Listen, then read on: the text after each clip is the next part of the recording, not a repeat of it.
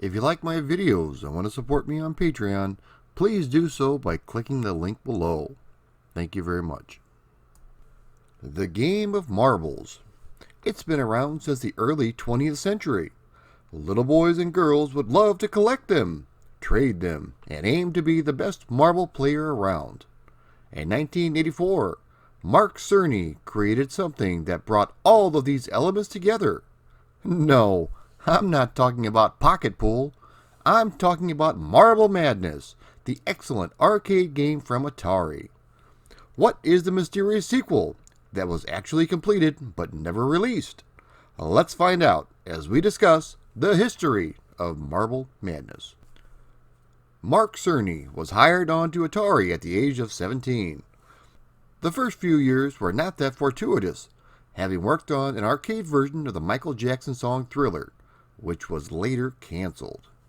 His bosses at Atari had come to Mark and had two conditions for a game. The first one had to have a unique control system, which meant the standard joystick was out of the question. And the second was to have simultaneous two-player action, which meant twice as many coins. His first source of inspiration was miniature golf because he liked the idea of the playfield contours influencing which way the ball would go. He had initially designed a system of hitting the ball instead of rolling it, but his bosses did not like this method. He had tried a motorized trackball, but due to a flaw in the system, this had to be scrapped, so a standard trackball was used. The art style was inspired by M.C. Escher. The higher-ups at Atari wanted to put a face on the marble and make a mascot out of him, similar to what was done with Pac-Man. Mr. Cerny was adamant that the marble should not have any facial markings, but instead put faint tracings of a smiley face on the marble in the artwork. Marble Madness is a two-player simultaneous race to the finish. The game was designed to run on the Atari System 1 hardware. The aim of the game is to complete each course as quickly as possible before time runs out. Any extra time you have left over is added to the following course. There are various obstacles that you have to contend with, all the while rolling your marble through the course. The game takes place over 6 levels, including Practice, Beginner, Intermediate, Aerial, Silly, and the final level, which is Ultimate. The levels increase in difficulty all the way up to Ultimate, which is extremely hard. I've been playing this game for 25 years, and I've only beat it one time. The game was innovative at the time, but it was very short. Expert players can roll through the game in about 4 minutes from start to finish. As gameplay progresses, enemies and obstacles are introduced, all the while raising the difficulty. Challenges include moving platforms, catapults, a black enemy marble that would attempt to ram the player off the course, and even a course that must be run uphill instead of downhill. If one of these enemies knocks you off a high enough ledge, you will shatter and break, but the game will continue. The game does have a few secrets allowing you to make certain jumps to shave precious seconds off your time. The game was a massive arcade hit, selling over 4,000 units. The problem, though, is that after 6 weeks on top, it consistently dropped down very quickly. Mr. Cerny believes this was due to the short length of the game. After the game was mastered, there was no reason to keep playing. According to him, he wanted to add more levels and more obstacles, but this would have delayed the game. And Atari was not doing so well financially, so they had to get the game out as soon as possible. Before we get to the conversions, let's talk about Marble Man, Marble Madness 2. This was put into development in 1990 with one of the goals to make the sequel a lot longer than the first one. The game actually has 17 levels, including minigames such as pinball. The game also supported 3-player simultaneous action. Marble Man was a superhero with a marble for a head with the idea it would attract younger players. There were 2 versions of the game tested. The first one used a standard trackball. The second one used a joystick. The game was essentially done even with the artwork and promotional items complete. However, due to the massive explosion of the fighting game genre, the higher-ups at Atari thought that the gameplay was outdated and it would not appeal to the younger audience. Thus, the game was canceled. The ROMs for this game have never been released publicly, so there is no way to play it unless it's on exhibition somewhere. Now on to the conversions. I counted close to 30 official conversions for this game. I'm not going to cover them all, but I will cover the best and the worst. Electronic Arts was in charge of all the official conversions, and some of them turned out pretty good. The first one we're going to look at is the Spectrum port. This one was one of the few conversions to offer a construction kit. This is also one of the few that is downright terrible. The game offers flick screen scrolling, which results in a lot of instant deaths. The collision detection is horrible, and the gameplay is just not fun. The animation of the enemies is very nice though. Next up is the Amstrad version. If you thought the Spectrum version was as bad as it could get, then you haven't tried the Amstrad version. This is basically the Spectrum port, only with a few colors added and the speed reduced by 50%. It has the same flick screen scrolling and horrible playability. This is the equivalent to the movie Jack and Jill. Slow, dumb, and stupid.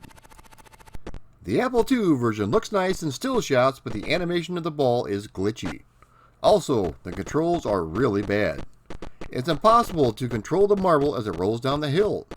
It does have some decent music at the beginning of each level, but the sound effects are garbage. For 1985, the MS-DOS version is not a bad conversion. The graphics are only in 4 colors CGA, but they are nicely detailed with plenty of animation on the playfield. The sound uses only the PC speaker, but it does play a decent rendition of the arcade theme while you play. The playability is pretty good, and that's all that matters. And here I thought we'd seen the last of the black and white versions of Marble Madness. The Game Boy version is very good, but the graphics are zoomed in, making it difficult to see where you're going until the last second. The graphics are nice and detailed, especially the marble and the enemies. The scrolling though is just a tiny bit choppy. The Game Boy must be working overtime in the sound department because the music is actually pretty good. The playability is also very well done. Add a splash of color and what do you get? The Game Boy Color version. Pretty much identical to the Game Boy, only this time with all the colors found in the arcade game. The music took a hit for some reason with scratchy audio. All in all though, it's a pretty good conversion. Moving right along to the first of the 16 bits is the Atari ST. The graphics are pretty good with nice detailed sprites and colorful graphics. The collision detection though is really bad. Also bad is the horrible music and sound effects. If you can play this without sound, it's a wonderful conversion. If you can't, ice picks in your eardrums, you'll thank me later. The good old Commodore 64 version is average at best. The playfield looks pretty good, with the angle zoomed out just like the arcade game. The graphics are a bit blocky, but the audio is well done with a nice rendition of the theme song playing. The speed of the game is just a bit too slow though. This game even includes a secret level that was not in any other version. For a portable game, the Game Boy Advance version is very close to the arcade game. Everything is nice and colorful with large detailed animated sprites. The thing that stands out though is the excellent audio. The music plays while you play and the rendition of the theme is spot on. The bad? It's missing 3 entire levels and some of the enemies. This was a 2-pack with the arcade game Clax. Perhaps they should have released this on a single cartridge so they wouldn't have ran out of RAM. The NES version is very good. There is a loss of color which is a bit off-putting at first, but you do gradually get used to it. The background animations are all there along with large detailed sprites. The music is very good and plays continuously while you play. The controls are spot on as well. For the longest time, the Amiga was the best home version of Marble Madness. With graphics looking almost arcade perfect, this was essentially the arcade game. The audio was very good, especially for a 1985 release. For the longest time, when people would attempt to convert Marble Madness to any system, this is what they strived to beat. It took 6 long years for somebody to finally top the Amiga version, but the Sega Genesis did. The graphics and animation are all here from the arcade game with a detailed playing field and smooth scrolling. The music is very good with nice catchy tunes while you play. From what I have read, the reason this version is so good is that the programmer was able to use the original source code from the arcade game. One of the absolute best home versions of Marble Madness that is not emulated. The Sega Master System version looks nice with its large sprites, but the playfield is too zoomed in, resulting in a lot of instant deaths. The playability is good, but the music is a bit iffy, so play it at your own risk. For more recent consoles, check out Midway Treasures, which features an emulated version of Marble Madness. What you are playing here is the actual arcade game running on your modern console. Marble Madness is a great two-player game, which unfortunately is a bit too short. These are getting harder and harder to find out in the wild due to the failure of the trackball mechanism.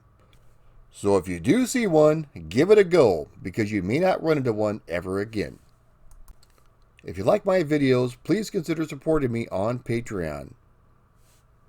Also, make sure you like, share, and subscribe to my content. It's the only way my channel can grow. Thanks for watching.